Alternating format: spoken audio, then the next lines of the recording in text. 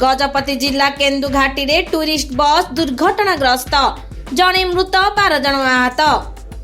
गजपति जिला मोहना ब्लॉक अंतर्गत केन्दुघाटी रे एक टूरिस्ट बस दुर्घटनाग्रस्त होईछि।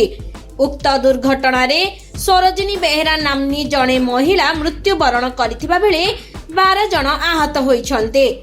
सूचना मुताबक भुवनेश्वर गाड़ी नंबर ओडी 02CX3710 एक टूरिस्ट बस रे गोटे परिवार रो 14 जन सदस्य कोरापुट जिल्लार गुप्तेश्वर को जाउथुले।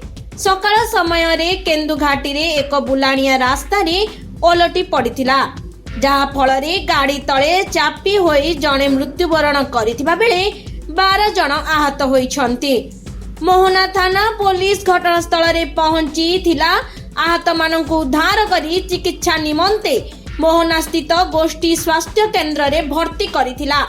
सेठारे 2 जनक स्वास्थ्य अवस्था गुरुतर हेबारु डाक्टर सेमानंकु ब्रह्मपुर स्थित श्री कृष्ण चंद्र गजपति भेषज महाविद्यालय को स्थानांतर करथिले।